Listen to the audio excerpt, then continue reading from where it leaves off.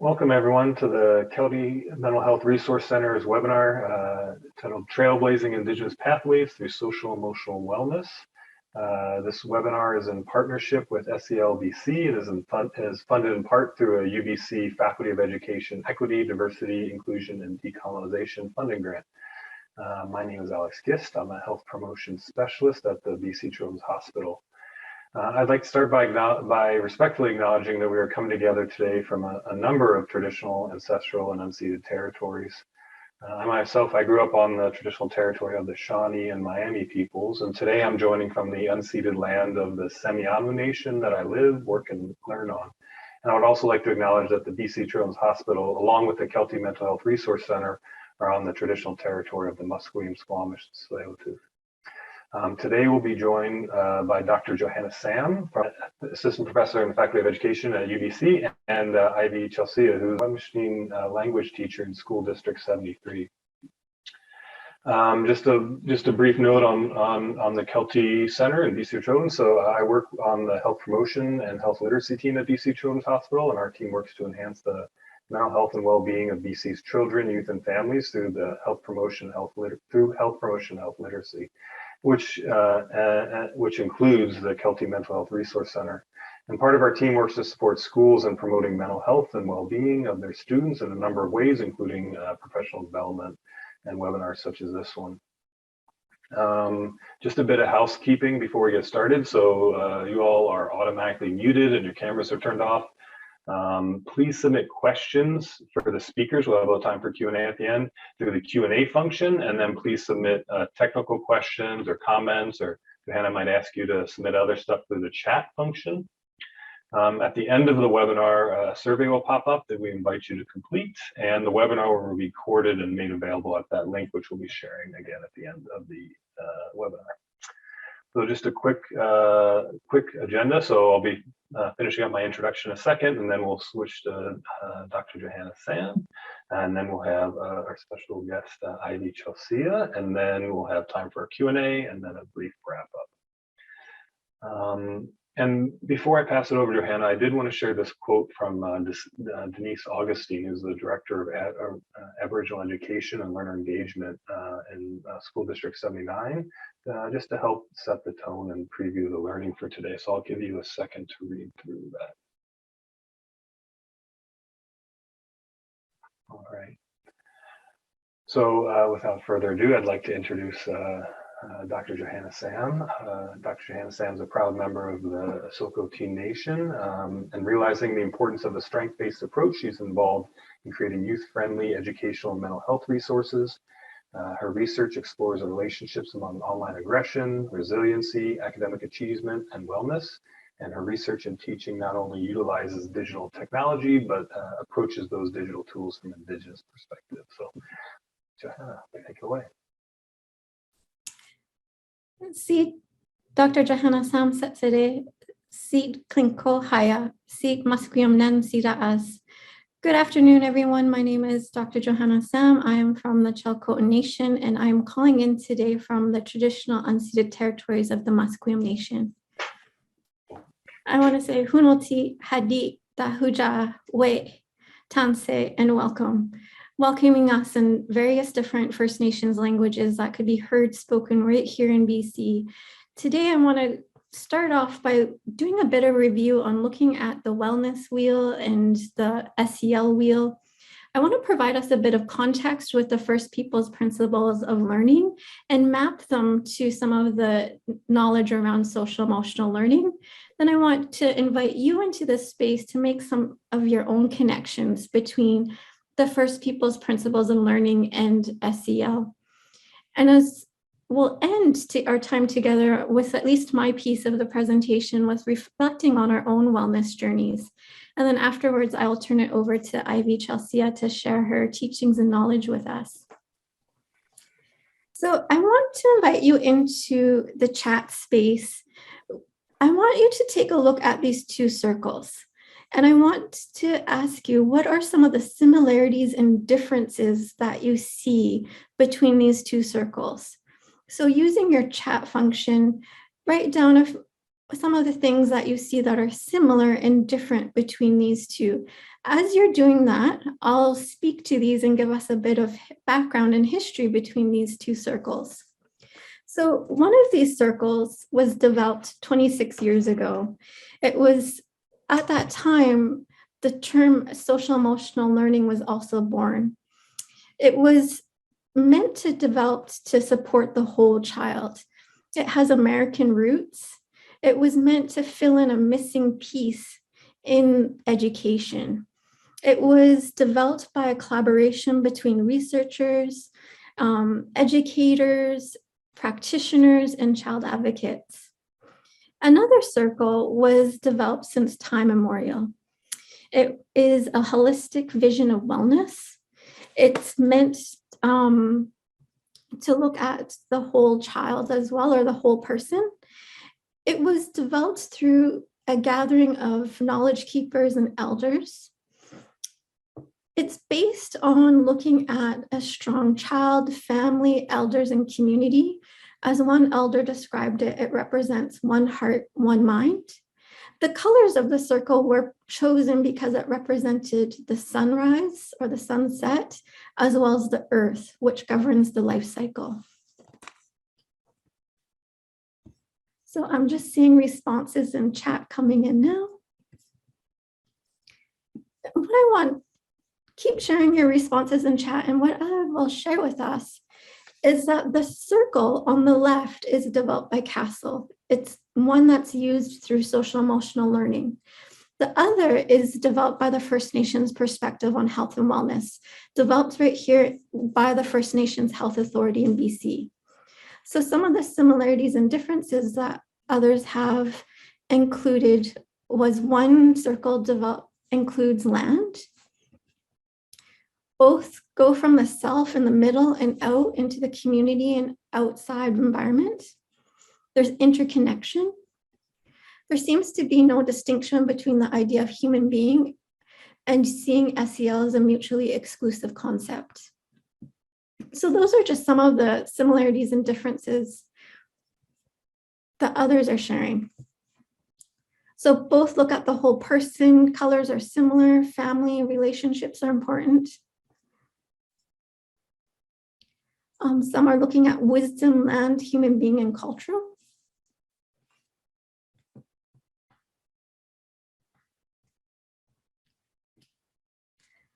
So as we go through today's look at some of these principles, I want us to take what I call a two-eyed seeing approach.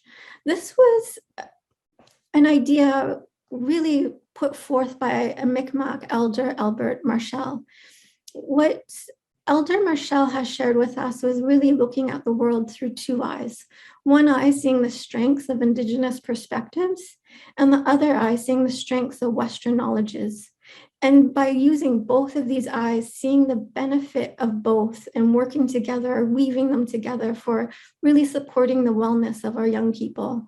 And so what I will be presenting with us is really looking at first people's principles of learning, and then looking at collaborative for academic social emotional learning. So I'll use FPPL for short, or CASTLE for short.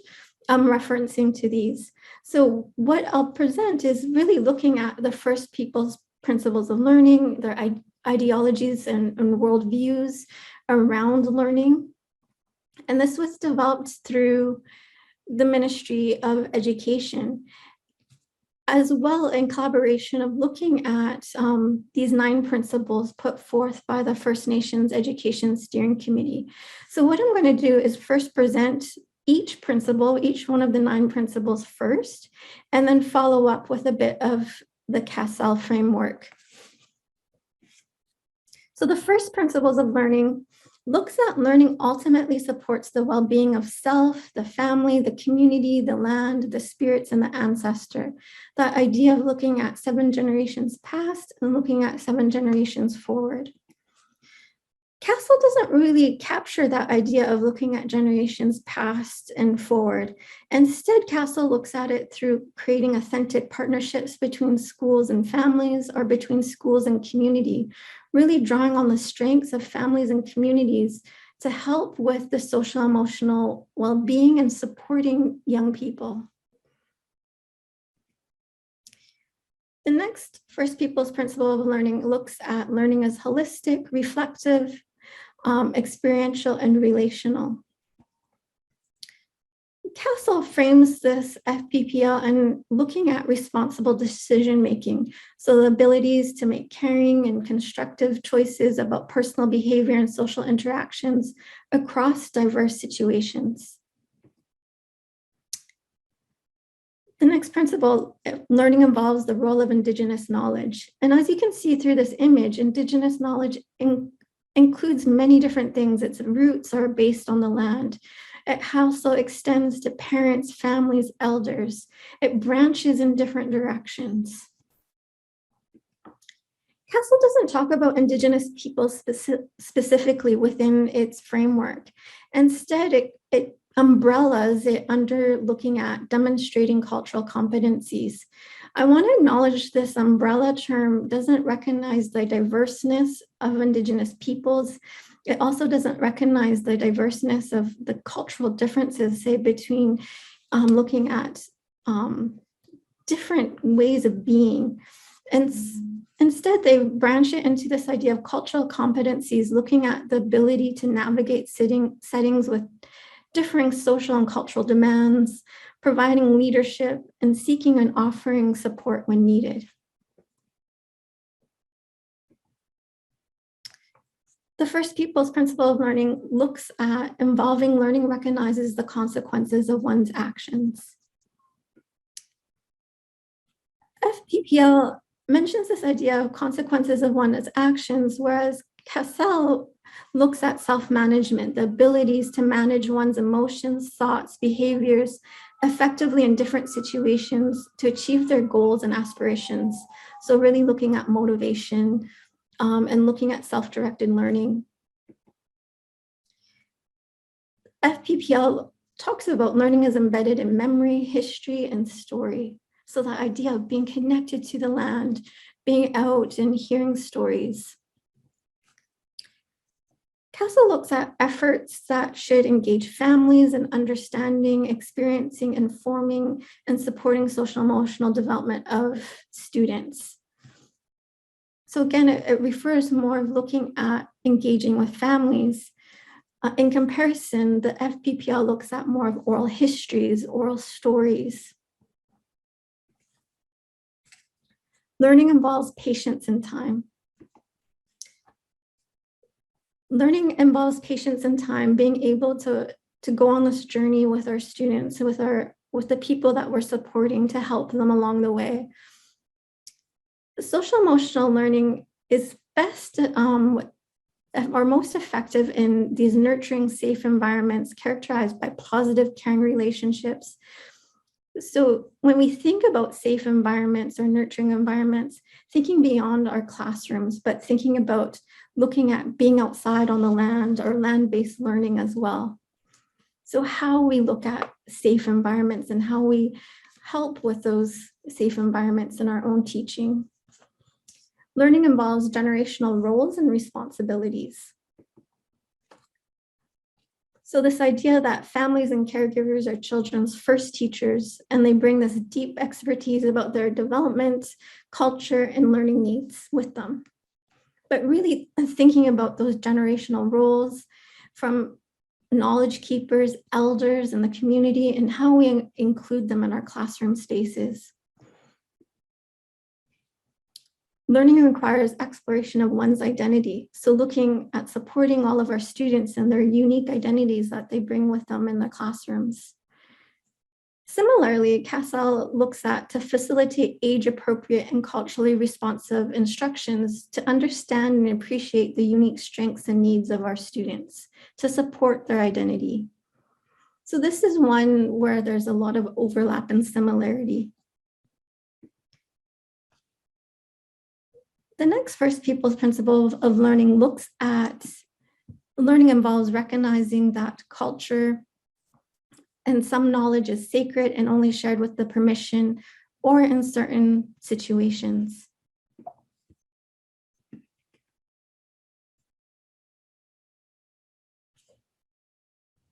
So CASEL doesn't include this in their framework. Instead, they talk about inclusive decision-making processes that ensure families are involved. They term these families as historically marginalized groups. Whereas what FPPL is looking at is how knowledge is sacred and how knowledge is to be shared. Looking at cultural protocols, looking at traditions, and really engaging our communities. So this one, we see not very much overlap between FPPL and CASEL and how they frame inclusive classrooms. So I went through each of the First People's Principles of Learning, all 9 of them, and did some comparing to the CASEL social and emotional wellness wheel. And we can see this two-eyed principles of looking and being the strengths of Indigenous perspectives weaved in with the strengths of Western perspectives. Now, what I want us to do is share or go to a Padlet link that will be shared in the chat for you to go to. And then what you're going to do is select one image that you feel represents or resonates with you about the First People's Principle of Learning. Find an image that represents that, and then write 1 or 2 sentences that describes that. So we got building and learning takes a lot of patience. We sometimes make mistakes and have to start over too. Learning journeys take time, but are worth the effort.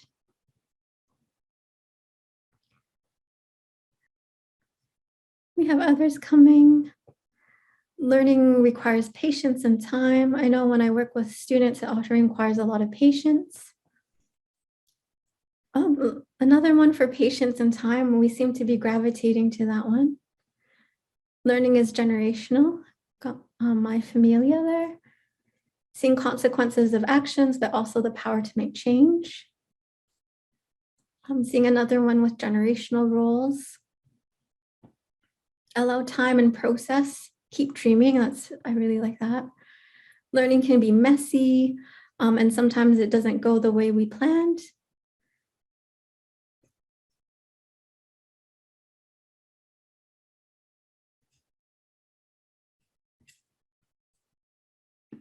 Yeah, so I will let you continue to populate. And I want us to kind of switch gears slowly and start thinking and reflecting on our own wellness. And really to kind of take a quick check-in with ourselves, thinking about our own physical health, our own spiritual well-being, our own emotional well-being, and our mental well-being. So thinking of all these different aspects of your own wellness and how you may be feeling. This wellness is a balance of many different factors. And what we're going to do together is I'm going to ask you to use Annotate on your Zoom so that we can show our own wellness on physical, spiritual, emotional, and mental health wellness. I'm going to invite all of us to stamp, where do you feel that your wellness sits on a scale of 1 to 10, 1 being least where you look for, and then 10 being further. So just stamp where 10 being, the most area that you fulfill, and 1 being you need to work on. I'm seeing a lot of people are feeling that they're in good health, especially around family and friends and significant others. Some feel like they need more work on stress management, which is definitely understandable, especially during the stressful years that we've been going through during the pandemic. It looks like a medium range between fun and recreation. Similarly, with physical health, it looks like a medium range. And people are nurturing their spirit somewhere in the middle, feeling somewhat well. So I just wanted to share with us checking in with our own wellness and how we're feeling and having that moment of our own balance and thinking through that balance. And so really just thinking of which spheres of ourselves and our well-being that we do feel balanced, or areas that we feel that we could work on as well.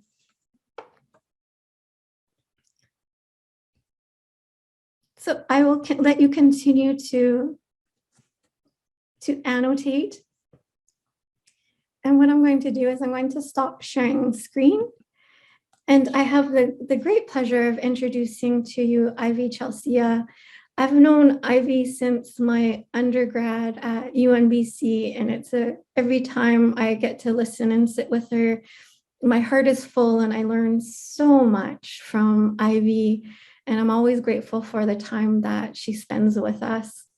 So Ivy, I invite you to turn on your camera and join. Wait. Hello, we see you and hear you. Here I am. I'm trying to find the best angle. Go up a little higher. Well, Sam, thank you for inviting me. Yes, thank you for coming. You only give me 20 minutes. I better just set a timer on my phone, or you'll time it. Okay. Right? Yes. Right.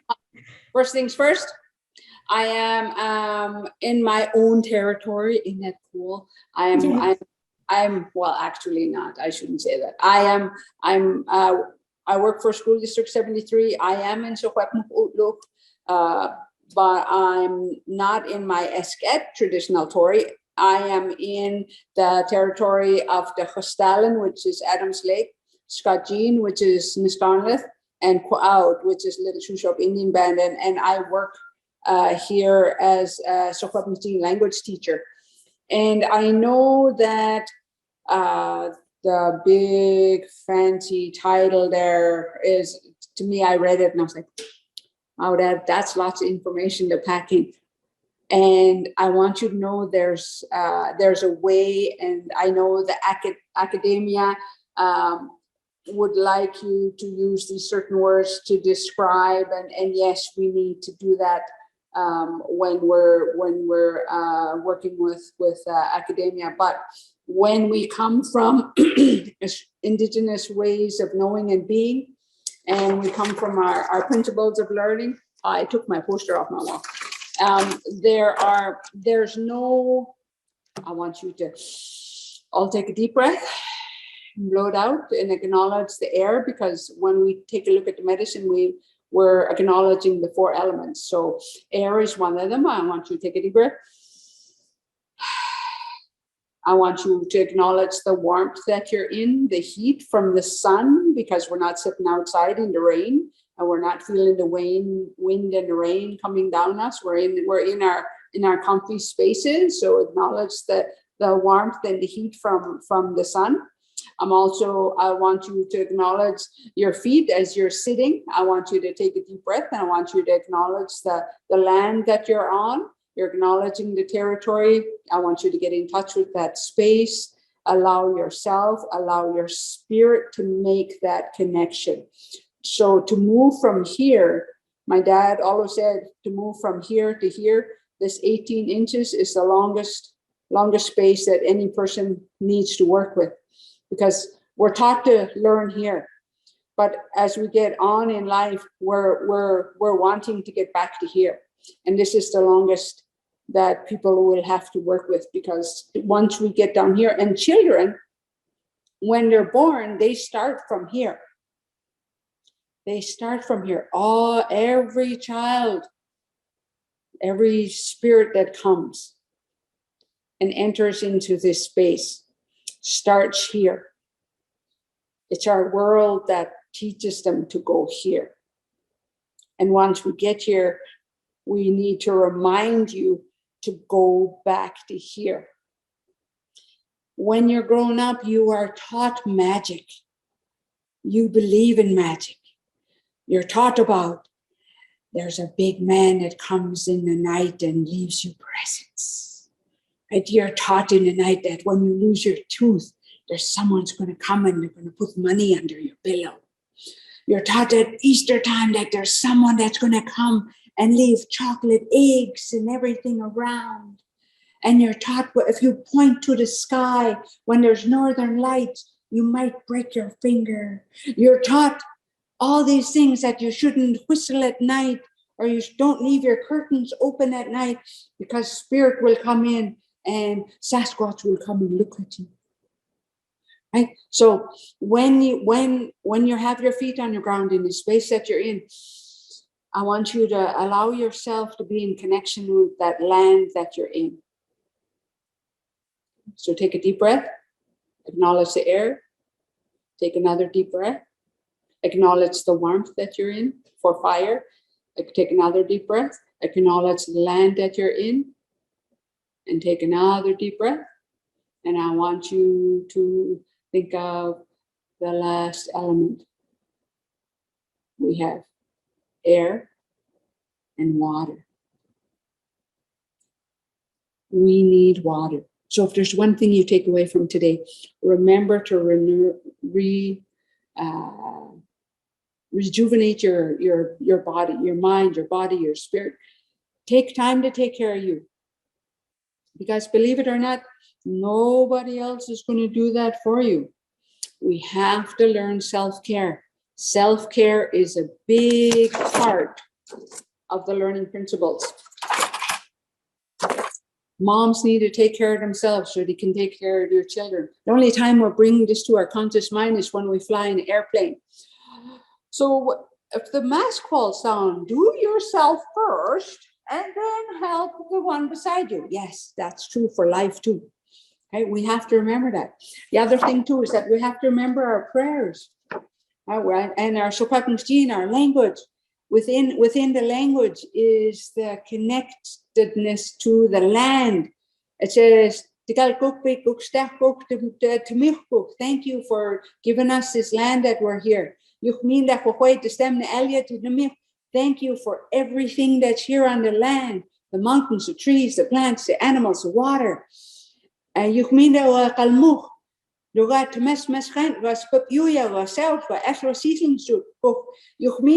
Yuchminda means take care. It's not yuchmindam, it's yuchminda.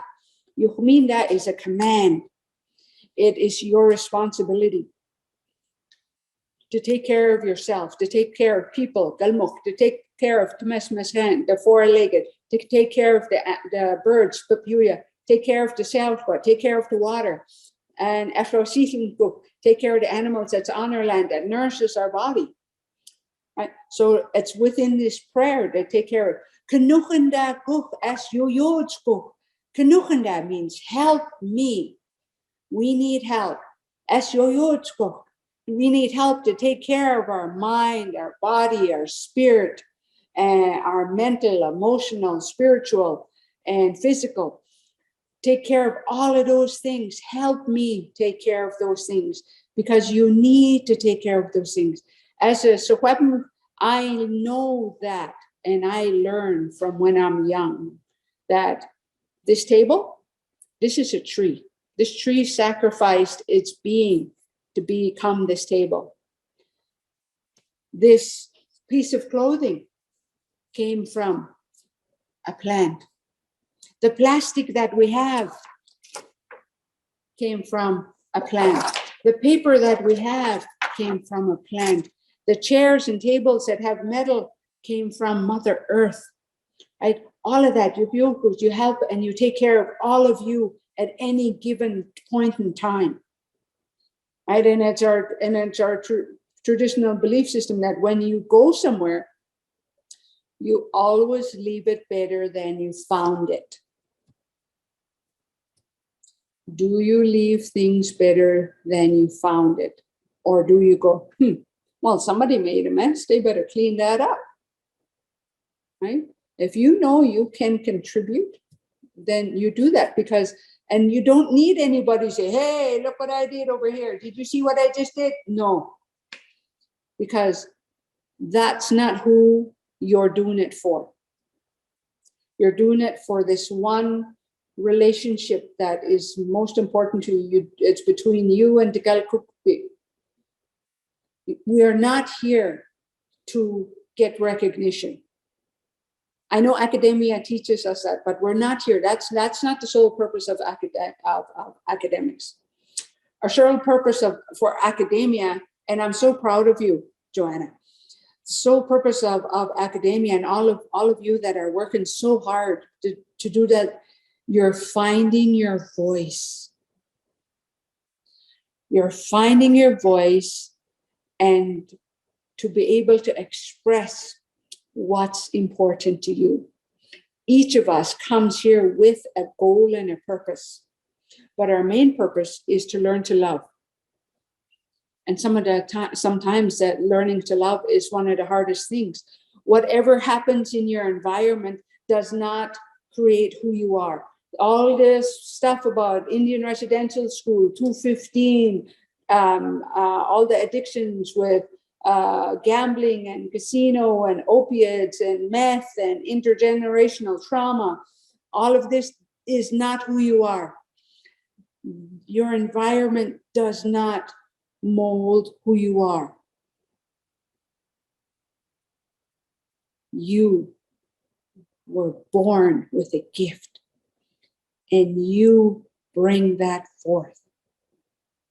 I know my gift is storytelling and making people laugh and telling stories and singing songs and teaching my language. This is Secwepemctsin. It says Tŝilhqot'in, but Tŝilhqot'in is because they couldn't say Secwep, so they call us Tŝilhqot'ins. And Secwep means the people that are spread out, because our territory is big. The ones that where our traditional territory, where we fished and picked berries and went hunting for moose and elk and deer and go picking for our medicines for our plants and finding places that we could live. We were not always on reserves. Let me say that one more time. We were not always on Indian reserves. We were put there by the government. Our home is in spaces that we no longer have access to. So language has such a deep meaning. Anything in Secwepemctsin, if we're describing a place, is in relation to treating the land and viewing the land as a person. The mountains that are in Kamloops refer to a head and to a chest. Mount Paul and Mount Peter, it looks like someone's laying down and you see their head, then you see their chest. We view the land as a living entity.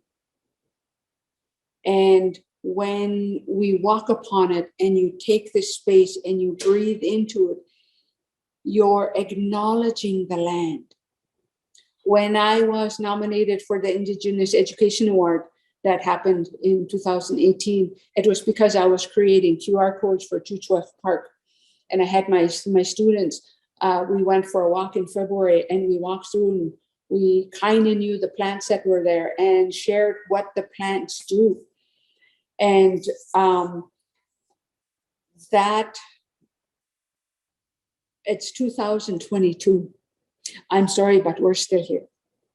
We're still here and we're still strong and we're growing stronger and stronger. And this is my drum. Was gifted to me from School District 57 when I was at Prince George. I'm just trying to grab my, oh my God, it's hidden in the back. But song, taking the time to learn how to sing and dance and have fun. The drum is the heartbeat of our nation. It's a heartbeat of every Indigenous nation. They play drums in Ireland in Scotland, in Norway.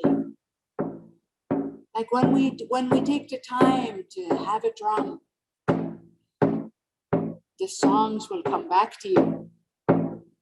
Songs will come back to you.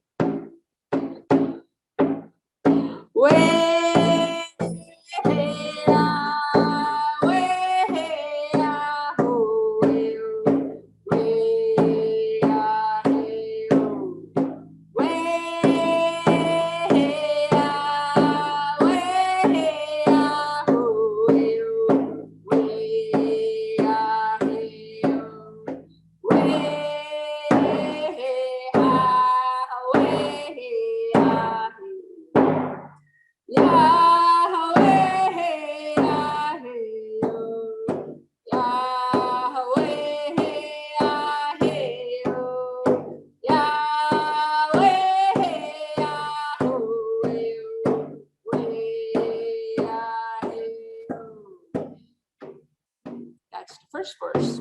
But I want to share something else with you. This here is my spirit animal. Believe it or not, I can be quiet for 4 days and 4 nights and not have food and water for 4 days and 4 nights. My spirit animal came to me, and it's a white Sasquatch. So that's what's on my drum. On Tuesday, I had the honor of going to a UEP ceremony. Now, if you have your cell phones to the side, I want you to look up the Badlands Guardian. The Badlands Guardian, because we believe that the land is alive. Badlands Guardian is the one that is taking form of the Badlands in South Dakota. And you can see the head, the face, the headdress. People from there came to my community on Tuesday night, and they did ceremony. Now, as we become stronger, my parents went to residential school, my mom and my dad. My mom and dad's mom and dad, parents, my ki'a and my sla'a and my khba'a, they went to residential school. My kna'a and my duba went to residential school. 3 generations of residential school. I did not go. My daughter did not go. My granddaughter, my grandchildren did not go to residential school. My daughter, who is 28, can see spirit like this. My parents quit drinking in 1971 because I refused to go home with them. And my mom remembered what it was like when alcohol first came to the fur trade outside of Williams Lake. And her dad would go with beaver and muskrat and cougar and come back with a case of wine. Like alcohol has such a high devastation on many communities or worldwide. So at this UEP ceremony, I asked for prayers. And when you remember to ask, sometimes we have to remember to be humble. You have to take that time to humble yourself. Because sometimes when we watch movies, we have these movies about superheroes that can run and leap tall buildings. But at the same time, you have to remember to be humble and ask for help. At this UEP ceremony, my daughter who can see spirit, or standing there in the total darkness. If you know at a UEP ceremony, you have been blessed. So this UEP ceremony where the Badlands Guardian comes from, we had a medicine man come to my reserve, Alkali Lake, and we're there. And we're standing there in the dark. My daughter can see spirit. She drove from Fort St. John. So when your intention is cleared, all the mechanics don't matter. You will get this done. Let me say it, when your intention is clear, mechanics doesn't matter. As long as your intention, if you plan to graduate, you will graduate. What all this other stuff that happens, it's going to happen. But as long as your intention is clear, things will happen. You will move mountains. You will make it happen for you because your purpose in here is to find your voice. And when you find your voice, you will spread the love that you came to share with us from the Creator. So back to the ceremony. We're standing there in the dark, and my daughter grabs my daughter standing beside me, and I feel so if you get close within someone, you can feel someone. They don't even need to touch you, but you can feel them, you can sense them. They're just inches away from you, but you can sense them. So I'm standing in this total darkness, and I feel this presence, and I'm like, oh. I open my eyes, I can't see nothing. It's just black, black, black. But I grab my daughter because she can see in this darkness, and I pulled her over, and I said, who's behind us? And I could feel her turn like this. And she says, Mom, you know who's exactly behind us. And I'm like,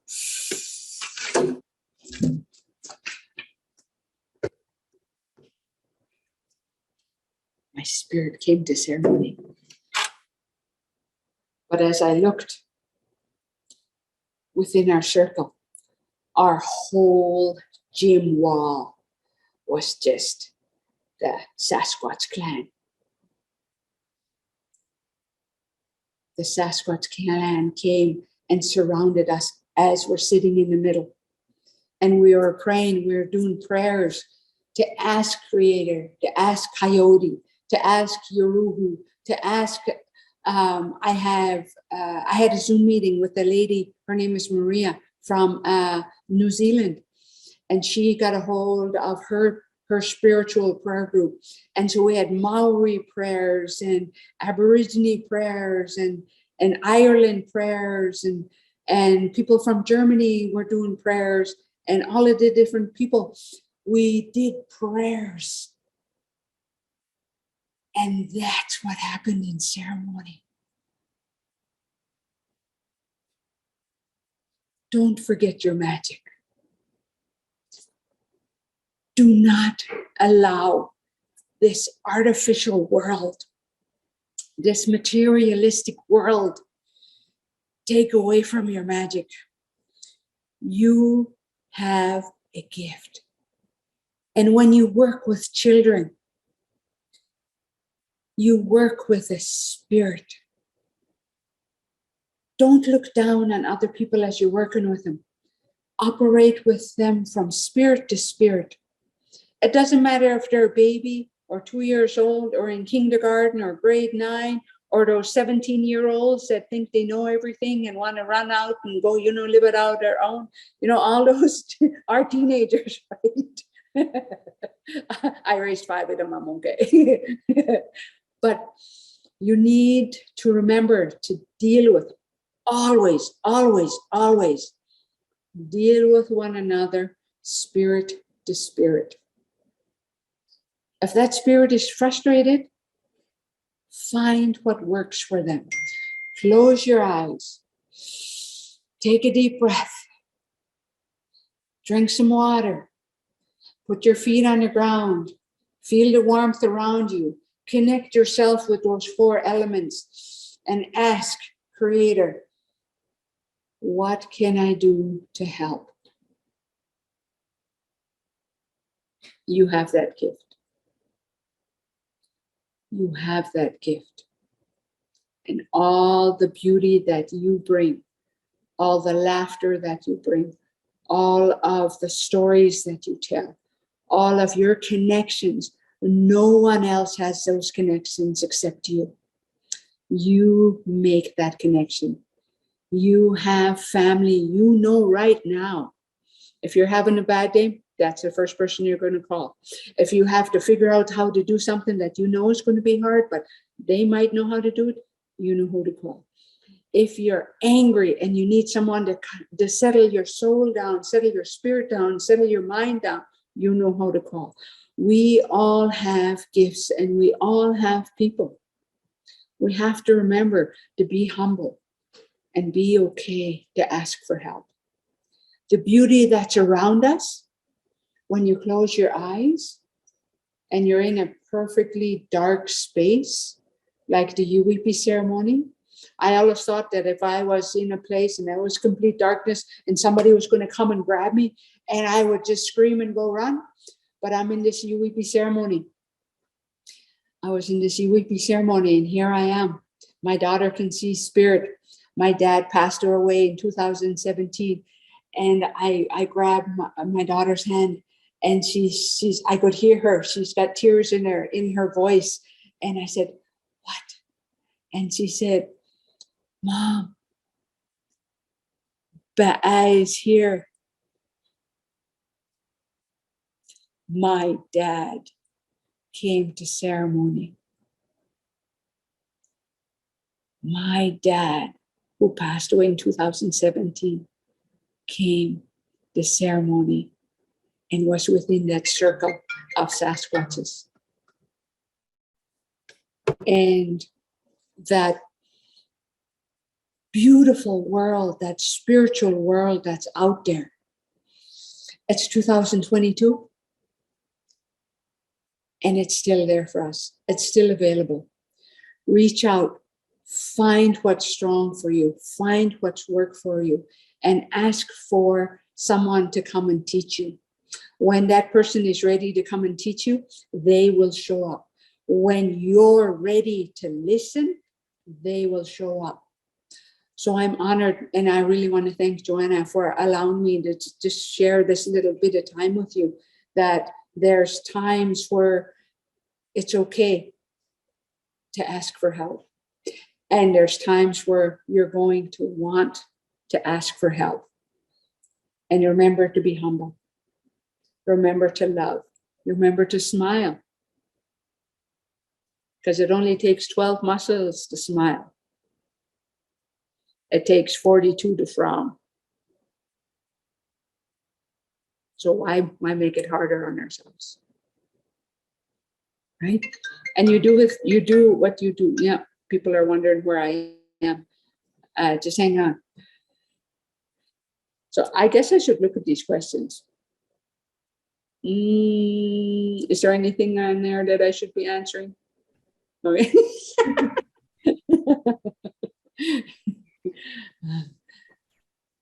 Thanks so much, Ivy. We'll probably have a minute or two for questions. If anyone has any questions for Ivy or Johanna to submit, you can submit them through the Q&A. Well, I'm not seeing anything come in there, so thank you very much. That was great, Ivy and Johanna. I really appreciate both of you coming and joining us today and sharing your wisdom and knowledge. So just to wrap up, we do have a lot of resources for school professionals, which are available on our County Mental Health Resource Center, and we have a newsletter which you can sign up for as well. So thank you very much to everyone for joining us today, and thank you to our guests, Ivy and Johanna. Thank you very much for joining us.